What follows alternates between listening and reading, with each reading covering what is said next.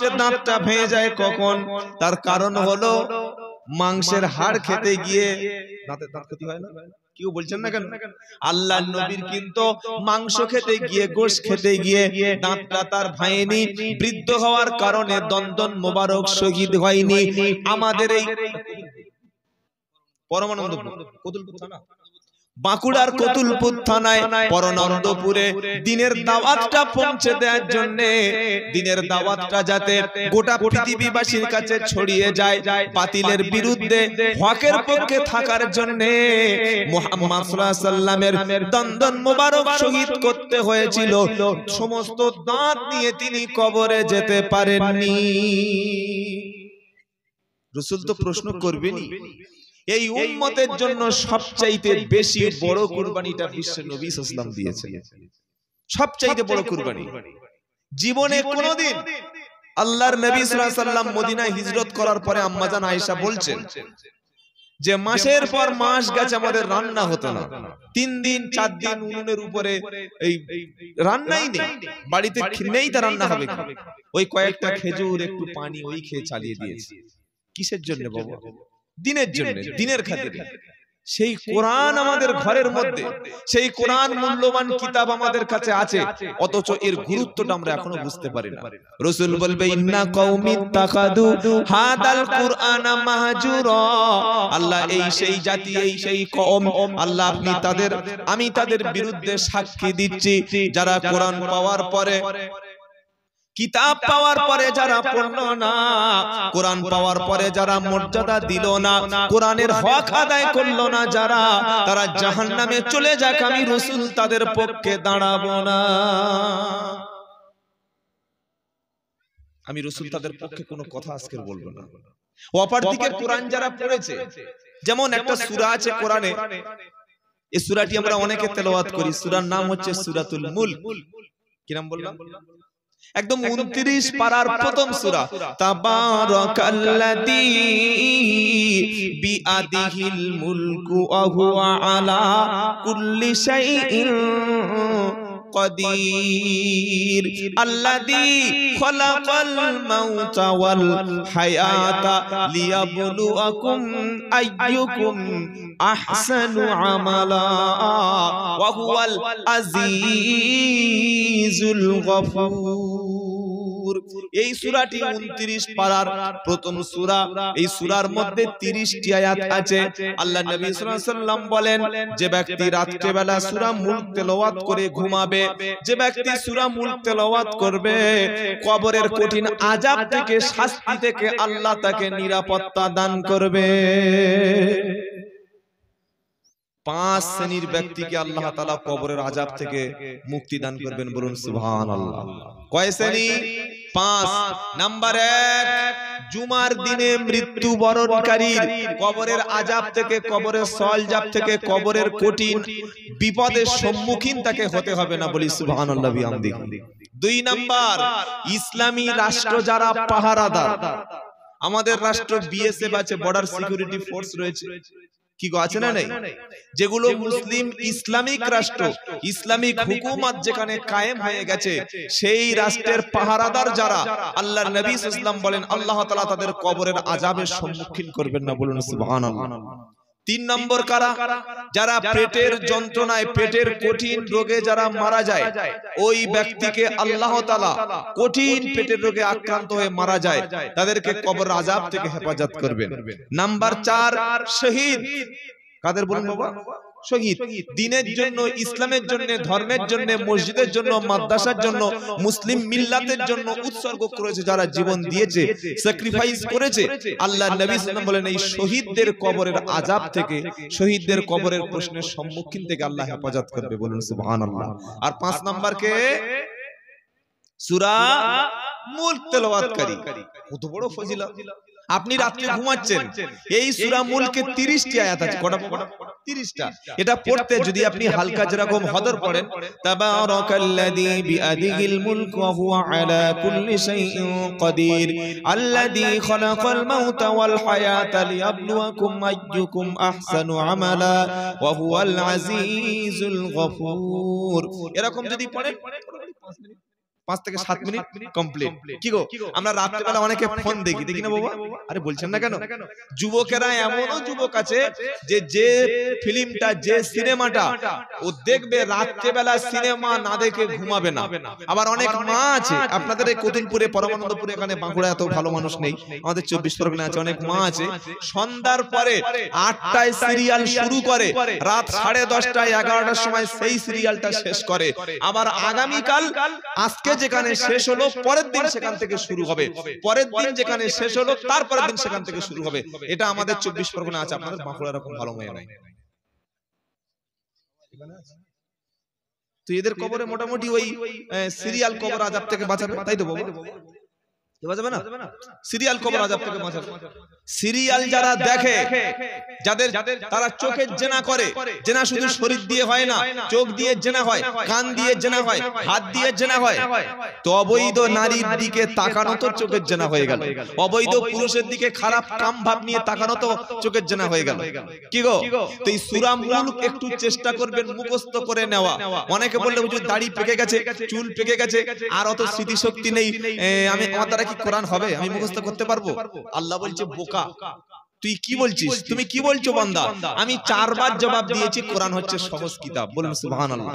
সূরা কমার, ওয়ালাকাদ ইয়াসসারনাল কুরআনা লিযিকরি ফাহাল মিন মুদ্দাকির। আল্লাহ বলছে আমি আল্লাহ কোরআন তেলাওয়াত করা, কোরআন স্টাডি করা, কোরআন মুতালা করা, কোরআনটাকে বোঝা, এটা তোমাদের জন্য সহজ করে দিয়েছি। সুবহানাল্লাহ বলতে মন চায় না? কোরআন সহজ, সহজ না হলে 8 বছর 10 বছরের বাচ্চারা কোরআন হিফজ করে কি করে? কি গো, তোতলা ছেলে, তোতলা দেখবেন পাড়ায় যদি তোতলা থাকে, তোমার নাম কি? আমার নাম কি বললো, জাকির। আব্বার নাম করিম। এবার ভর্তি করতে এনেছে মাদ্রাসায়, মাদ্রাসার সেক্রেটারি সাহেব উনি একটু পয়সাওয়ালা লোক, উনি আলেম না, তো বলছে হুজুর এই ছেলেটা ভর্তি করবেন? বলে কেন? বলে তো নামই বলতে পারছে না। মাদ্রাসার যিনি মুহতামিম ছিলেন বললেন আপনি চিন্তা করবেন, আল্লাহর একটা মানে অশেষ কোরআনের মুজিজা হলো এই যে যত তোতলা ছেলে আছে ও বাংলা পড়তে গিয়ে বেঁধে যাবে, ইংলিশ পড়তে গিয়ে পড়তেই পারবে না, কি গো, হিন্দি পড়তে পারবে না, কিন্তু ওকে যখন আলিফ বা তাসা শেখানোর পরে যখন আউযু বিল্লাহি মিনাশ শাইতানির রাজিম বিসমিল্লাহ পড়াবেন, আল্লাহি আল্লাহর কসম করে বলছি কোনো জায়গায় ওরা আটকাবে না। বলুন সুবহানাল্লাহ। এটা যদি বিশ্বাস না হয়, যদি তোতলা ছেলে আপনার বাড়িতে থাকে, আপনি এই দেখেন আমাদের হযরত বলছে মাদ্রাসার ছেলে, তোতলা ছেলে আছে, কোরআন পড়ে যাবে, কোন জায়গায় আটকাবেন। এটা আল্লাহর একটা অশেষ মুজিজা, কোরআনের মুজিজা। বলুন সুবহানাল্লাহ। তো সূরা মুলক এটা রাতে বেলা তেলাওয়াত করবেন। আর কোরআন সহজ, কোরআন কি কিতাব? ওয়ালাকাদ ইয়াসসারনাল কুরআনা লিযিকর। আমার আল্লাহ বলছে কোরআনকে আমি সহজ করে দিয়েছি, খুব ইজি করে দিয়েছি। কে আছো এসো, কোরআন থেকে তোমরা শিক্ষা গ্রহণ করবে।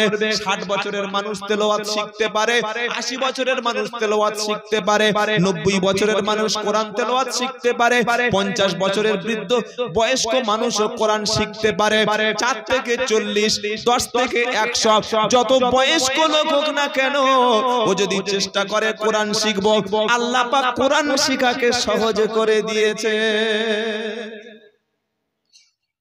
পৃথিবীতে এমন একটা ধর্মগ্রন্থের নাম বলুন যে ধর্মগ্রন্থের হাফেজ আছে, একটাই ধর্মগ্রন্থ বলুন। পৃথিবীতে তন্ন তন্ন করে যদি খোঁজেন, বেদ, আমাদের হিন্দু ভাইদের একটা ধর্মগ্রন্থ হচ্ছে বেদ, আছে না বাবা? রামায়ণ, মহাভারত, তারপরে আমাদের খ্রিস্টান ভাইদের আছে ওল্ড টেস্টামেন্ট, নিউ টেস্টামেন্ট।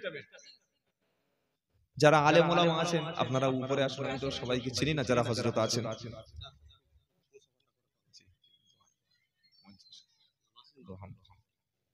অনেকদিন পর দেখা, জি জি ঠিক আছে ইনশাআল্লাহ। ইনি আমার খুব মানে ভক্ত মানুষ, খুব মানে মুহিব্বিন, ভালোবাসার মানুষ, আলহামদুলিল্লাহ। আর আমরা যদি কাউকে ভালোবাসি আল্লাহর জন্য বাসবো ইনশাআল্লাহ। যদি কাউকে ভালোবাসি কার জন্য বাসবো? আল্লাহর জন্য। আর যদি কারোর সঙ্গে আমরা শত্রুতা করি কার জন্য করব? টাকার জন্য না, টাকার জন্য। কি গো, এটা আছে হাদিসে আছে যে সাবআতুন ইউযিল্লুহুমুল্লাহু ফি যিল্লিহি ইয়াউমা লা যিল্লাহ, কিয়ামতের দিন যেদিন কোনো ছায়া থাকবে না, কোনো ছায়া নেই। সেদিন 7 শ্রেণীর মানুষকে আল্লাহ সুবহানাহু ওয়া তাআলা তার দয়ার তার আরশের তলায় তিনি ছায়া দান করবেন, বলবে সুবহানাল্লাহ। তার মধ্যে কারা? এক শ্রেণীর মানুষ হলো যারা পরস্পরকে ভালোবেসেছে আল্লাহর জন্য আর পরস্পরের সঙ্গে শত্রুতা করেছে আল্লাহর জন্য। এটা আল্লাহর জন্য আমরা আলেম ওলামাদের ভালোবাসবো বলি ইনশাআল্লাহ। তাহলে শোনাচ্ছিলাম কোরআন শিক্ষা করা হলো সহজ। কোনদিন আপনি এটা বলবেন না যে আমার দ্বারা কোরআন শেখা হবে না, কোনদিন বলবেন না।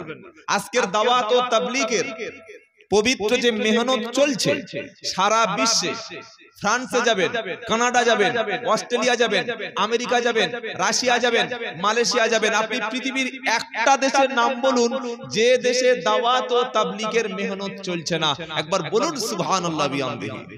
এই মেহনতের ফলে কি হচ্ছে? এটা এমন একটা মেহনত, এই মেহনতের ফলে যখন একটা নন মুসলিম ইসলাম অ্যাকসেপ্ট করছে, কনভার্টেড মুসলিম হচ্ছে, অমুসলিম থেকে, খ্রিস্টান থেকে, হিন্দু থেকে, ইহুদি থেকে, নাসারা থেকে যখন মুসলিম হচ্ছে, প্রথমে সে চাইছে যে আমি কোরআন পড়বো। কি গো, তার প্রথম কি? কোরআন পড়বো। আর আমাদের মুসলমানদের ছেলেরা কিন্তু কোরআন শেখার মানে সেই টেন্ডেন্সিটা বা সেই ভক্তিটা নাই। আর যে অমুসলিম যখন মুসলিম হয় তারা প্রথম হচ্ছে যে আমি কোরআন পড়ব। তো তারা দাওয়াতের সাথীদের সঙ্গে মিশে 2 মাস 3 মাস 4 মাসে অনেকে হিফজ পর্যন্ত করে নিচ্ছে, বলি আলহামদুলিল্লাহ। এটা কোরআনের মুজিজা। তো আল্লাহ বলছেন সহজ, আমি আল্লাহ সহজ করে দিয়েছি। কে আছো এসো এর থেকে শিক্ষা গ্রহণ করবে। সূরা মুলক যে ব্যক্তি তেলাওয়াত করবে, প্রতিদিন তেলাওয়াত করে মারা গেছে, কবরে যাওয়ার পরে কবরে ফেরেশতা এসে জিজ্ঞাসা করছে মার রব্বুক, রবকে, মা দিনুক, তোমার দিন কি বলো, আমার নবিয়ুক, তোমার নবী সাল্লাল্লাহু আলাইহি সাল্লাম কে ছিল বলো। 3টি প্রশ্ন যখন হবে, যখন তার উত্তর সাথে সাথে দিয়ে দেবে, দুনিয়ায় ভুল করার কারণে কবরে আযাবের মধ্যে যদি গ্রেফতার হওয়ার আশঙ্কা থাকে, সূরা মুলক সর্বপ্রথম গিয়ে সেখানে রুখে দাঁড়াবে। 5 থেকে 7 মিনিট রাতে সময় দেবেন, সূরা মুলক তেলাওয়াত করবেন। সূরা মুলক বলবে এই ব্যক্তিকে তোমরা কিছু বলতে পারবে না, এই ব্যক্তিকে তোমরা জিজ্ঞাসাবাদ করো না, এই ব্যক্তিকে তোমরা কখনো প্রশ্নের সম্মুখীন করো না।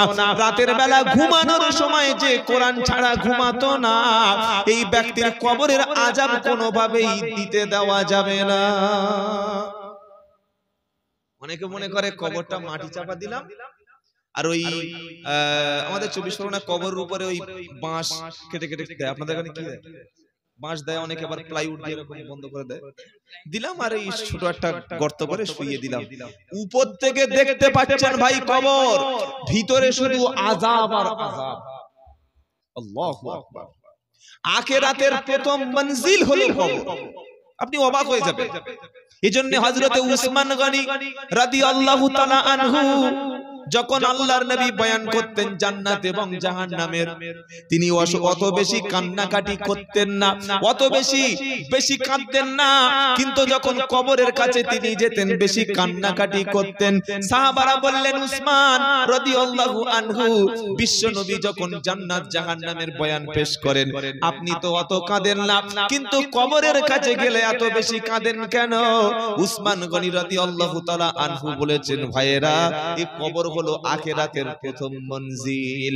কবরে যদি কেউ ধরা পড়ে মিজানে ধরা পড়বে, কবরে ধরা পড়লে পুলিশিরাতে ধরা পড়বে, কবরে ধরা পড়লে আমলনামার জায়গায় গিয়ে ধরা পড়বে। আর কবরে যদি ছাড় পেয়ে যায় তো আখিরাতে সব জায়গায় ছাড় পেয়ে যাবে। জোরে বলি সুবহানাল্লাহ। সেজন্য কবরের আযাব থেকে বাঁচার জন্য কোন মৌলবীকে 3 দিনের দিন, 10 দিনের দিন, 40 দিন মিলাদ করে দিয়ে আর মরণের পরে গরু জবাই করে খাইয়ে দিলে কবর আযাব থেকে বেঁচে যাবে, এমন কোন হাদিস বা কোরআনে কোন দলিল? জোরে বলুন। কিন্তু আমরা কি করি ভাই, মরণের পরে পয়সাওয়ালা লোক দেখলো যে আমার বাপ সারা জীবন গুনাহ করেছে, আমার বাপ সারা জীবন অপরাধ করেছে, এখন মরণের পরে লোক দেখানো করতে হবে খানা। 500 লোকের অ্যারেঞ্জমেন্ট করে বড় গরু কিংবা মহিষ জবাই করে বড় হুজুরকে দাওয়াত করে খাইয়ে দিলাম, আর ভাবলাম সবাই মিলে কেঁদেছে মানে বাপের কবরটা মাফ হয়ে যাবে। আল্লাহর নবী বললেন শোনো, ওটা হতে পারে না। কবরের আযাব থেকে বাঁচার জন্য রাত্রে বেলা পড়বে সূরাতুল মুলক। বলি ইনশাআল্লাহ, বলি ইনশাআল্লাহ। এই আমলটা যেন থাকে। নিজের আমল কাউকে বলা এটা রিয়া, তবে আমি একটা ছোট কথা বলছি, যেদিন থেকে হাদিসটা ছাত্র জীবনে পড়েছি ওস্তাদের কাছ থেকে, সেদিন থেকে এটা আল্লাহর খাস দয়া, আল্লাহর রহমত। আমি ওই ঘুমানোর সময় চেষ্টা করি, প্রতিদিন চেষ্টা করি সূরা মুলক তেলাওয়াত করার। তো তেলাওয়াত মানে এটা বলাটা আমার ঠিক হচ্ছে না, এজন্য বলছি তেলাওয়াত করতে করতে কখন যে ঘুমিয়ে পড়ি, মানে আমার জীবনে আজও পর্যন্ত আমি কোনোদিন জানতে পারিনি যে সূরা মুলক কখন শেষ করেছি। আলহামদুলিল্লাহ, আপনার টেনশন দূর হয়ে যাবে, কারণ আল্লাহ জিকির, আল্লাহ স্মরণ মানুষের দুনিয়ার টেনশনকে দূর করে দেয়। সুবহানাল্লাহ পাঠ করেন। অনেক মানুষ টেনশন করে, ডিপ্রেশন করে, কেউ টেনশনে বিড়ি খায়, টেনশনে মদ খায়, টেনশনে আত্মহত্যা করে, কেউ টেনশনে দেখবেন হার্ট অ্যাটাক পর্যন্ত করে না। আর সমস্ত টেনশন, সমস্ত ডিপ্রেশন মানে হার্টের যাবতীয় অসুখ, চিন্তা, রোগ সবকিছুর চিকিৎসা আল্লাহ কোরআনে করে দিয়েছে, বলি সুবহানাল্লাহ। কি গো কোরআনে আছে, ওয়াল্লাযীনা আমানু ওয়া তাতমাইন্নু কুলুবুহুম বিযিকরিল্লাহ, আলা বিযিকরিল্লাহি তাতমাইন্নুল কুলুব। 13 নম্বর পারা 12 নম্বর পৃষ্ঠা 2 নম্বর লাইনের 28 নম্বর আয়াত সূরা নম্বর আদ। আর আল্লাহ বলছে ওয়াল্লাযীনা আমানু ওয়া তাতমাইন্নু কুলুবুহুম বিযিকরিল্লাহ, যারা ঈমানদার, যারা আল্লাহর উপরে ঈমান এনেছে, যারা বিশ্বাস করেছে, আল্লাহর জিকিরে তাদের মনে প্রশান্তি লাভ করে। ইমাম সাহেবের রুমে এসি নাই, আর মসজিদে 6টা-7টা এসি, গরমে সিঁড়ির তলায়, এই বর্ধমান খন্ডঘোষ এখান থেকে বেশি দূর নয় মনে হয়, কি গো, হ্যাঁ ওখানে একটা মসজিদে গিয়ে দেখি সিঁড়ির তলায় হুজুরকে ঢুকিয়ে দিয়েছে। সিঁড়ির তলায় তো চোরেরা থাকে, কি গো ডাকাতরা, খুনিরা থাকে। ইমাম সিঁড়ির তলায় ঢুকে গেছে, আমি মাথা ঢুকে এরকম বসতে দিয়েছে, বলে হুজুর একটু নিচু হন, মানে সেজদা দিয়ে ঢুকতে হবে। কেন সিঁড়ির তলায় ইমাম কেন? ইমাম সিঁড়ির তলায় থাকবে কেন? তিনি তো নেতা, তিনি তো লিডার। মসজিদে তুমি 1.5 টন 2 টন করে এসি লাগিয়ে দিলে, আর একটা সিঁড়ির তলায় একটা ছোট এসি দিতে পারলে না, দিলে সব ফকির হয়ে যাবে। এই কথাটা ভাববেন, কোন ইমামের রুমে এসি দেওয়া হয় না, আজ দেখেছেন কোনদিন? পারবেন না।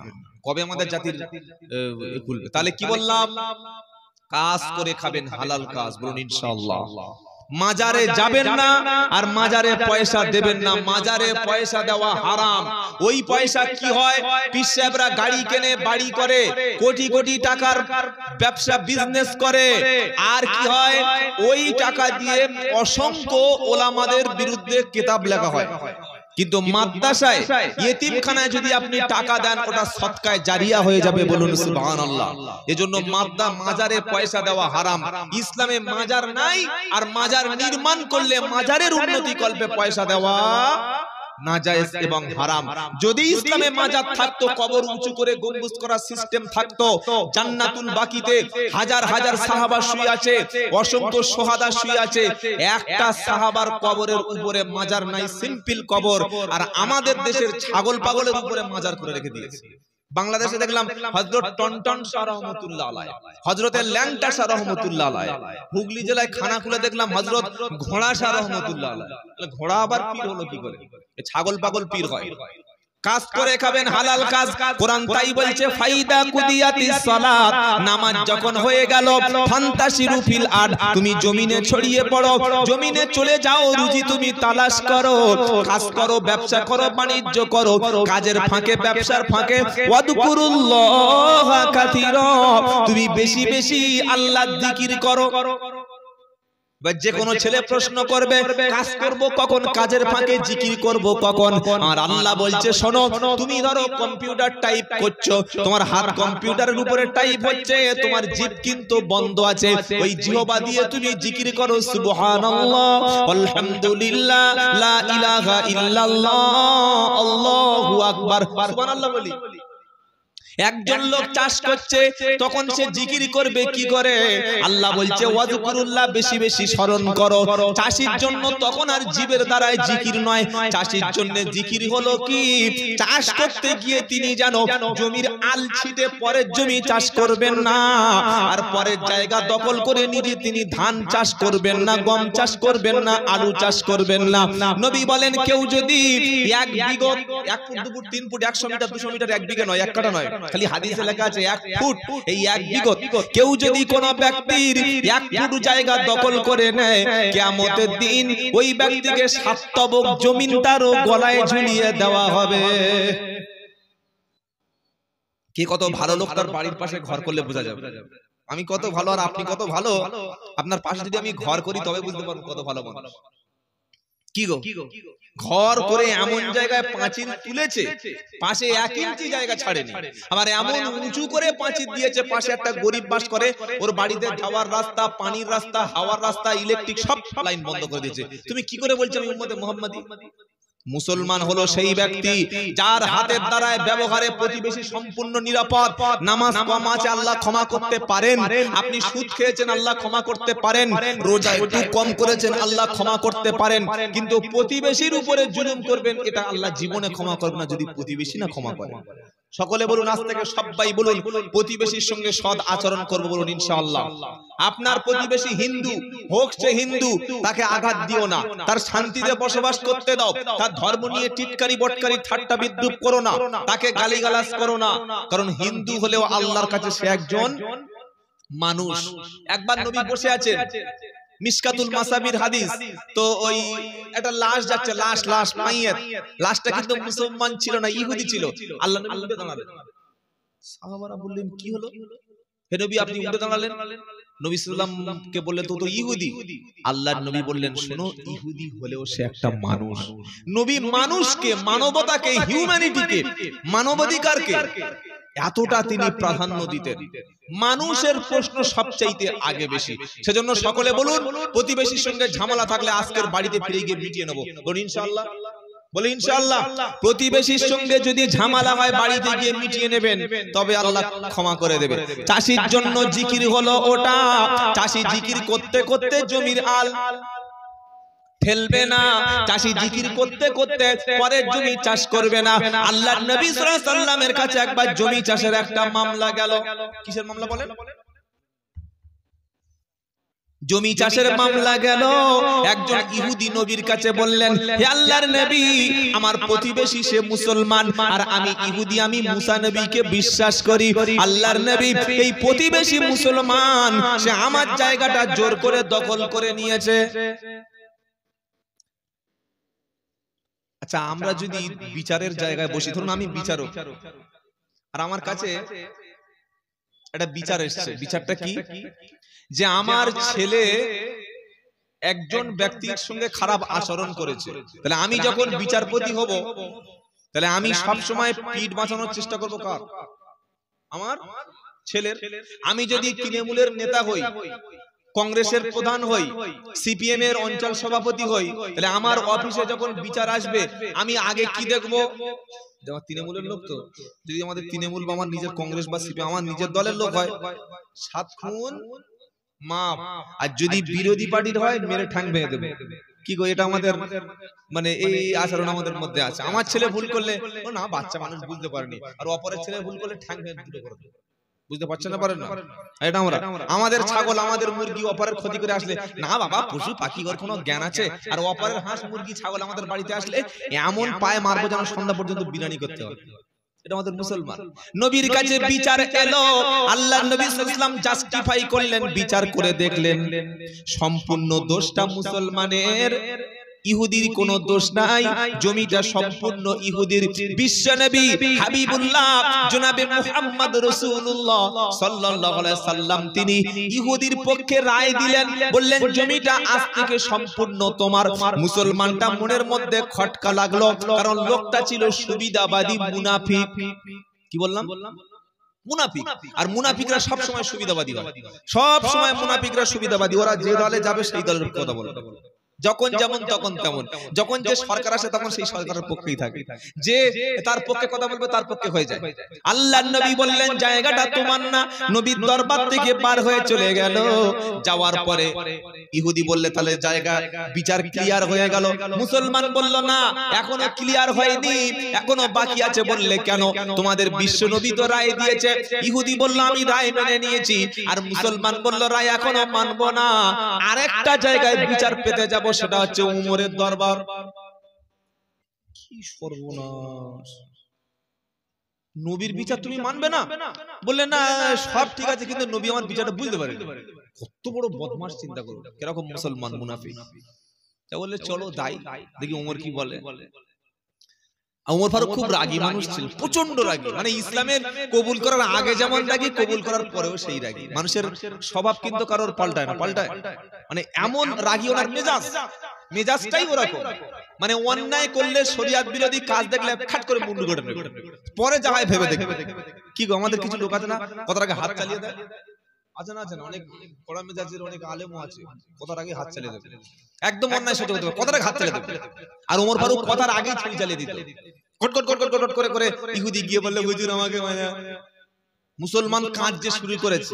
দুষ্টু লোক সবসময় কথার আগে কেঁদে ফেলে, দেখবে যারা দুষ্টু মেয়ে না, দুষ্টু বৌমাগুলো, দুষ্টু মেয়েগুলো, আমার কথা আবার মেয়েরা শুনছে না তো, দুষ্টু মেয়েরা সংসারে ভুল করবে আর স্বামী আসলে এমন কান্না ধরবে, স্বামী মনে করবে আমার বউ পুরো ধোয়া তুলসী পাতা, কিন্তু ওই সব মানুষগুলো করে, বুঝতে পারলেন? দুষ্টু মেয়েরা কাঁদে বেশি। তো যাই হোক, ওমর ফারুকের কাছে গিয়ে মুসলমান কাঁদতে শুরু করেছে, ঝরঝর করে কাঁদছে, বললে হুজুর বিচার করো, হুজুর আমাকে বাঁচাও, ওমর আমাকে বাঁচাও। বললে কি সর্বনাশ হলো? বলে আমার জমি, আমার জায়গা সবকিছু দখল করেছে ইহুদির বাচ্চারা, আমি নামাজ পড়ি। কি গো, একটা সিম্পাথি পাবে যে নামাজ পড়ে জায়গা দখল হয়েছে, আমি চুপ করে বসে থাকবো? আপনার এলাকায় কোন মুসলমান ভুল করেছে, কোন অমুসলিম পাড়ায় গিয়ে ঝামেলা করেছে, এসেই বলছে একটা হিন্দু আমার মেরেছে, বলেন চল সব হিন্দুদের ঘর ভেঙে দেবো, এটা ঠিক হয়েছে?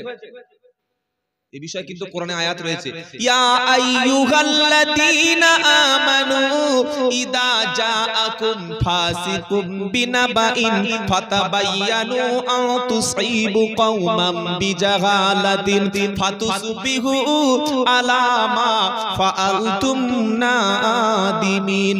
22 পারা নম্বর 26, সূরার নাম হুজুরাত, একদম দ্বিতীয় অংশে আল্লাহ বলছে, হে ঈমানদার, যদি কোনো ফাসিক ব্যক্তি, পাপিষ্ট ব্যক্তি তোমাদের কাছে কোনো খবর দেয়, তোমাদের কাছে সংবাদ পরিবেশন করে, ওই খবরটা, সংবাদটা, রিপোর্টটা জাস্টিফাই করবে, ভালো করে দেখে নেবে। তুমি যদি কোনো পাপিষ্ট ব্যক্তির খবরটা শুনে অন্য কোনো ব্যক্তি, কোনো বিশেষ গোষ্ঠীর উপরে আক্রমণ করো, চড়াও হও, পরবর্তী ভুল বুঝে বিশাল একটা ক্ষতি হয়ে যাবে, তোমার লজ্জা ছাড়া আর কিছু থাকবে না। একজন মুসলমান অমুসলিম পাড়ায় গেল, বাড়িতে এসে বলল, ও ভাইরা আমাকে বাঁচাও, ক্লাবে বিচার দিল, মসজিদে বিচার দিল, পাড়ার লোক জিজ্ঞাসা, এটা পরমানন্দপুর লোকেরা বলছে, ভাই কি হলো? বললে হিন্দু ছেলেরা আমার ধরে পিটেছে, আমি মুসলমানের বাচ্চা। আচ্ছা, এটা শুনলে বর্তমান যাই সাম্প্রদায়িক যুগ চলছে, মারামারি বলে যাবে না, যাবে না? আরে বলছেন না কেন? তখন পাড়ার ছেলেরা রেগে আগুন, কে পিটেছে রে? বলে আমাদের সেই শ্যামল, সেই অনন্ত, আর সেই ওই রাজু, আর সেই দেব, চারজনে মিলে পিটেছে। বলে চিনিস? বলে চিনো, মানে একসঙ্গে বসে আমরা মাল খাই। কি গো, ও মাল খায়, কিরকম ভালো লোক, বুঝতে পারছো? তাহলে মারলে কেন? বললো ও আমার পিটেছে, মুসলমান বলে পিটেছে। এটা শুনে একটা মুসলমানের মাথা গরম, বলে চল এই ক্লাবে খবর দিয়েছে, ইমাম সাহেব বলেছে একদম 30টা ছেলে গাড়ি বাইক নিয়ে নারাই তাকবীর, নারাই তাকবীর বলতে পুজো তো একদম সব হিন্দু মেরে ফেলো, বলে ছুটে চলে গেছে। আচ্ছা, আপনি বলুন, এখানে যখন বিচারটা হবে, এটা হিন্দু মুসলমান বিচার হবে না ন্যায় অন্যায় বিচার, কোনটা হবে? আগে দেখবেন যে মারটা খেলো কেন। এই মাল তো নিজেই মালখোর। কি গো, মদখোরের মজলিসে দামি দামি বাক্য বিনিময় হয় না, হয় না? আজে বাজে ভাষা, আজে বাজে কথা, বোতলের বিয়ার খেয়ে কারো পেটে ঢুকিয়ে দিচ্ছে, কেউ মাথার টাকে, এই সমস্ত যা হওয়ার তাই হয়। কেউ কারো মা তুলে গালাগালি করে, বউ তুলে গালাগালি করে, বলছে আমার বউ তোর দেবো, তোর বউ তো আমি নেবো, মদখোর বলছে। কি করে হবে? বলে হ্যাঁ আমি তাই করবো। এইবার বিচার করছে, ছেলেরা গিয়ে দেখলো আসল ব্যাপারটা হয়েছে, মদ ফেলেছে, এর গ্লাস একটু কম দিয়েছে, আর ওই দেব, রাজু, অনন্ত আর ওই চারজন মিলে ওরা একটু বেশি খেয়েছে, এই নিয়ে মাথা খসে গেছে, মারপিট করতে করতে এ মার খেয়ে চলে এসেছে। মারপিটটা শুরু হলো কি দিয়ে? মদের হিসাব ঠিক মতো পাইনি বলে, মাল কম হয়েছে বলতে। পাড়া ছেড়া বললো, শালা তুই এই জন্য আমাকে ডেকেছিস, একে পিটনে চলে আসবে। কিন্তু আপনি যদি মাথা গরম করে ফটাফট করে গিয়ে, না হিন্দুদের সব মেরে ফেলে দাও, ওরা উড়িয়ে দাও, আমার মুসলমান ভাই, তোর ভাই মুসলমান, যে মদ খায় সে মুসলমান থাকে নাকি? 40 দিন মদ কর, মাতালের ইবাদত কবুল হবে না। কদিন? হুজুর ইবাদত করি না তো কবুল হবে কি? সকলে বলুন আজ থেকে নেশা জাতীয় সমস্ত বস্তু ত্যাগ করব বলি ইনশাআল্লাহ। ও যুবকেরা, মুসলমানেরা যারা এসছো শোনো, তোমরা যেমন যুবক আমিও তেমন যুবক। আমার কি দেখে মনে হচ্ছে প্রায় 60-65 বছর বয়স নাকি? 33 বছর এখনো পড়ে, 32.5 বছর বয়স। আমিও মনে করলে মাল খেতে পারতাম, আমিও মনে করলে সিগারেট খেতে পারতাম, আমিও মনে করলে দাড়ি চাঁচতে পারতাম, আমি মনে করলে তোমাদের মতো প্যান্ট পরতে পারতাম, সিনেমা দেখতে পারতাম, গান শুনতে পারতাম। আল্লাহর ভয়ে শুধু করিনি। আল্লাহর নবী বলেন, তুমি যদি দুনিয়ায় যতটুকু পরিমাণ মাল খাবে, মদ খাবে, বিয়ারও খাবে, কিয়ামতের দিন জাহান্নামের মধ্যে ততটা পরিমাণ রক্ত এবং পুঁজ তোমাকে পান করতে দেওয়া হবে। কাল থেকে ভেবে নেবেন যে কতটা পরিমাণ রক্ত আর পুঁজ আমি খেতে পারবো। কি শুনছেন আপনারা? যতটা পরিমাণ রক্ত আর পুঁজ আপনি জাহান্নামে খেতে পারবেন, ততটা পরিমাণ বিয়ার খাবেন, আপনার জন্য অসুবিধা নেই, বলে দিয়ে গেলাম। যতটা পুঁজ আর রক্ত কিয়ামতে খেতে পারবেন, ঠিক ততটা মাল খেয়ে নেবেন। নাউজুবিল্লাহ বলছেন না? বলো যে জাহান্নামীদের খাদ্য রক্ত আর পুঁজ, এটা একটু বেশি হয়ে গেল না? পারা নাম্বার 30, পৃষ্ঠা নাম্বার 1, সূরার নাম নাবা। ইন্না জাহান্নামা কানাত মিরসাদা লিতাগিনা মাআবা লাবিসিনা ফিহা আহকাবা লা ইয়াদুকুনা ফিহা বারদাও ওয়ালা শারাবা। এবার আসল পয়েন্টটা, ইল্লা হামিমা ওয়া গাসাকা জাযাআও বিফাকা। নাবা সূরা কোরআন। ইন্না জাহান্নামা, নিশ্চয়ই জাহান্নাম, কানাত মিরসাদা, জাহান্নাম হলো ঘাটি, জাহান্নাম হলো সেন্টার, জাহান্নাম হচ্ছে এমন একটা জায়গা, ওত পেতে বসে আছে, লিতাগিনা মাআবা, পাপীদের জন্য হবে আবাস স্থল, পাপিষ্ঠ খোদাদ্রোহীদের জন্য আবাস স্থল। আহা, সামনে জান্নাত আর এই জাহান্নাম, উপরে জান্নাত। জাহান্নামের উপর থেকে একটা ওই বিদ্যাসাগর সেতুর মতো বা হাওড়ার ব্রিজের মতো একটা ব্রিজ হয়ে যাবে, তাই তো? বলছেন না কেন? কি গো? আল্লাহু আকবার। ওই যে সিরাত, কুল সিরাত এত সূক্ষ্ম হবে, এত ধার হবে, এত তীক্ষ্ণ হবে, আল্লাহর ঈমানদার মুমিন ব্যক্তিরা মুহূর্তের মধ্যে বিদ্যুৎ গতিতে, আলোকের গতিতে পার হয়ে যাবে, বলি সুবহানাল্লাহ। যার যত ঈমান সে তত তাড়াতাড়ি পার হয়ে যাবে। আর ওই সময় আল্লাহর দুশমনগুলো, কাফির মুশরিকরা, যারা দুনিয়ার মায়ায় পড়ে আল্লাহকে ছেড়ে রাসূলকে ভুলে গেছে, এই ব্যক্তিগুলি ওই সিঁড়ির উপরে, ওই সরু সুতার উপরে, সাঁকোর উপরে পা দেওয়ার সাথে সাথে সঙ্গে সঙ্গে নিচে পড়ে যাবে। আল্লাহু আকবার। নিচে যখন পড়ে যাবে, ওখানে কাঁটা যুক্ত একটা গাছ আছে। কি গো? কোরআন। ইন্না শাজারাতাজ যাকুম, যাকুম বৃক্ষ, কাঁটা যুক্ত ফল, ওটা খেলে এপারে যাবে না, আবার বারও হবে না। শুনছেন আপনারা? কিরকম একটা বাজে ব্যাপার বলুন তো? কাঁটা যুক্ত ফল, শয়তানের মাথার উটের মতো, মানে খেলে ভিতরেও যাচ্ছে না, বাইরে আসছে না, ছটপট ছটপট ছটপট করবে। এবার আমরা যখন ওই ধরুন আপনাদের বাংলার মিষ্টিগুলো খুব ভালো, কি গো, খুব দারুণ দারুণ মিষ্টি, আমি তো প্রায় আসি, খাই, খুব ভালো মিষ্টি। তো ওই 10 টাকা রসগোল্লা খেতে গিয়ে গলা বেঁধে গেছে। এবার কি খাবো? পানি দাও, পানি দাও। ও বলতে পারছে খালি ও করছে। ছেলে ছুটে গিয়ে মুখে পানি নিয়ে গেছে, খেয়ে একটু মরে যাচ্ছিলাম রে বাবা, আমি তওবা করলাম, আজ জীবনে রসগোল্লা খাবো না। কি এটা হয় না? হয় না? আরে বলছেন না কেন? রসগোল্লা গলা আপনাদের জীবনে বাদে নাকি? না আপনাদের গলাগুলো সেই ওই কি গো, সবার গলায় কম বেশি বেঁধেছে? তো আল্লাহ বলছে, ইন্না শাজারাতাজ যাকুম, ইন্না শাজারাতাজ যাকুম তুআমুল আথিম, নিশ্চয়ই যাকুম বৃক্ষ, নিশ্চয়ই যাকুম ফল পাপীদের খাবার। কাদের খাবার? যদি বলুন বাবা, পাপী, পাপী, পাপিষ্ঠ, মদকার, আল্লাহদ্রোহী, খোদাদ্রোহী, মরে যাচ্ছে, বুড়ো হয়ে গেছে, বুড়ো হয়ে গেছে, এখনো নামাজ পড়ে না। এরকম লোক আছে না? নাই? বুড়ো হয়ে কবরে যাচ্ছে, এখনো জিনা করছে। 3 ব্যক্তির পাপ ক্ষমা নাই, তার মধ্যে শাইখুজ জানি, বৃদ্ধ বয়সে জিনা করানো। এটা বিয়ে করে বুড়ো বয়সে করবে না, জিনা করবে না। এই তো আল্লাহ কি বলছে? ইন্না শাজারাতাজ যাকুম, নিশ্চয়ই যাকুম বৃক্ষ, কাঁটাযুক্ত ফল। তুমি তো 10 টাকা রসগোল্লা খেয়ে গলায় বেঁধে পানি দাও, পানি খেয়ে নিয়ে তোমার ওটা ভিতরে মাল লেবে গেল, তুমি ঠিক হয়ে গেলে, এখন শ্বাস প্রশ্বাস স্বাভাবিক, বুঝতে পারছেন না? পারেন না? জাক্কুম বৃক্ষ পাপীরা যখন খাবে বলবে রব্বানা ফল ভিতরে যাচ্ছে না, বাইরে আসছে না, পানি চাই। কি চাই বলো? পানি চাই। কি পানি দেয়া হবে? পানিটা হলো ফুটন্ত পানি। এবার সূরা নাবায় বলছি, ইন্না জাহান্নামা কানাত মিরসাদা লিত্তাগিনা মাআবা লাবিসিনা ফিহা আহকাবা। যুগের পর যুগ, বছরের পর বছর, মাসের পর মাস, সালের পর সাল জাহান্নামে তারা থাকবে। একদিন, দুদিন, 4 দিন, 5 দিন না। কাফের মুশরিকরা, আল্লাহর দুশমনেরা, 2 দিন 4 দিনের কোনো সিন নাই। মার্ডার করেছে আপনার যাবজ্জীবন, মানে যতদিন বেঁচে থাকলো ততদিন। মরে গেল, জেল থেকে পার হয়ে গেল। যায় না? যায় না? যায়।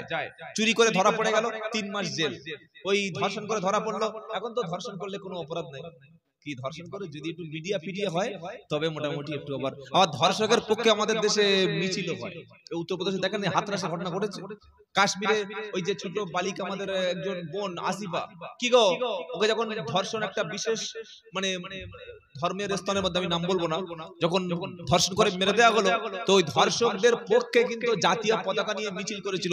এটা জানেন না? জানেন না? সবাই জানেন। ধর্ষণ করলে 3 বছর 4 বছর জেল হলো, ছাড়া পেয়ে গেল। পুড়িয়ে মেরে দিল, 10-12 বছর জেল খেটে ছাড়া পেয়ে গেল। কিন্তু জাহান্নামে যদি কেউ যায় আর ঈমান যদি না থাকে, কাফের যদি জাহান্নামে যায়, মুনাফিক যদি জাহান্নামে যায়, মুশরিক যদি জাহান্নামে যায়, আর তার বাঁচার রাস্তা জাহান্নামের সবচাইতে বড় আফসোস।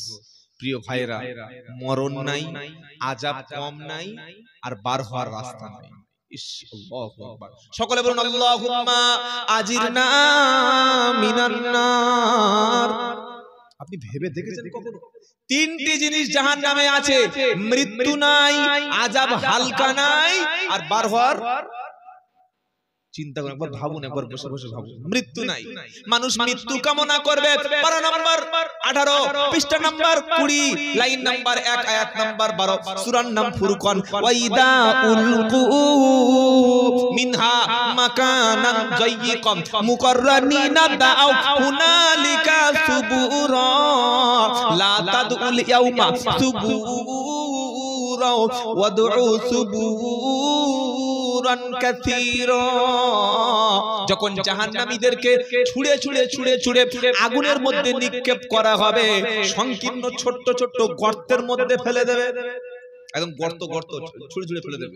তখন তারা বলবে আল্লাহ আমাদের মৃত্যু দাও, আল্লাহ আমাদের মৃত্যু দাও। কোরআন শোনাচ্ছে লা তাদউল ইয়াউমা সুবুরা ওয়াহিদা ওয়াদউ সুবুরান কাসীরা। একবার নয়, বারবার মৃত্যু চাও, বারবার মৃত্যু চাও। দুনিয়ায় কিছু হলে ছুটে গিয়ে সুসাইড করতে গেছো, বিষ খেয়ে নিয়েছো একটা মেয়ের প্রেমে। অনেক যুবকরা বিষ খায়, কি সর্বনাশ। মেয়ের ভালোবেসে বিষ খাচ্ছে, বলে তোর ছাড়া বাঁচবো না বলে ঢকঢক করে মাল খেয়ে নিল। তো মেয়েটা তো ভালো জায়গায় বিয়ে হবে, তুমি তো সারা জীবন জাহান্নামে চলে যাবে। আত্মহত্যাকারী জায়গা তো বাবা জান্নাতুল ফেরদাউস, তাই তো? হ্যাঁ, এটা মেয়ের ভালোবেসে মেয়েটা বলছে আমি তোমার ভালোবাসি না, ও বাড়িতে এসে ব্লেড দিয়ে হাত কাটছে। নিজের শরীর নিজে কেউ কাটে, কেউ গলায় দড়ি দেয়। আত্মহত্যা যদি কেউ করে তার জায়গা হলো জাহান্নাম। আর কেউ যদি আত্মহত্যা করে, কোন নামাজি পরেশগার ইমাম সাহেব তার জানাজা পড়াবেন না। এই একদম বিড়ি সিগারেট খায় একদম নামধারী মুসলমান, ও দিয়ে কোন রকমে পড়িয়ে ফেলে দিয়ে আসবেন ভাগাড়ে। কোথায় ভাগাড়ে ফেলে দেবে একদম সেই কবরের। আমি একটা কবর দেখেছি এই 24 পরগনা আমাদের সেই জয়নগর থানার ওখানে, সুসাইড করাদের জন্য আলাদা কবর করে রেখেছে। চিন্তা করুন। সকলে বলুন জীবনে কোনোদিন আমরা আত্মহত্যা করব না, বলি ইনশাআল্লাহ। এই ভুলটা মায়েরা করে। স্বামীর সঙ্গে একটু ভুল হয়ে গেলে ভিতর থেকে লক করে দিয়ে গায়ে কেরোসিন পেট্রোল ঢেলে দিয়ে আগুন জ্বালিয়ে দিয়ে বাইরে বলছে দেখ কত মজা দেখাচ্ছি। মজা স্বামী দেখবে না, তুই দেখবি রে বাবা। কেউ যদি পাহাড় থেকে ঝাঁপ দিয়ে মারা যায়, সারা জীবন মরণের পরে কিয়ামত পর্যন্ত তার পাহাড় থেকে ঝাঁপ দেওয়ার শাস্তি হবে। কেউ যদি গলায় দড়ি দিয়ে মারা যায়, কিয়ামত পর্যন্ত গলায় দড়ি দিতেই থাকবে, দিতেই থাকবে। কেউ যদি রেল লাইনে মাথা দিয়ে মৃত্যুবরণ করে, সুইসাইড করে, কিয়ামত পর্যন্ত এই শাস্তি হতেই থাকবে, হতেই থাকবে। আর ক্ষমা জাহান আত্মহত্যাকারী পাবে কিনা একমাত্র আল্লাহ ভালো জানে।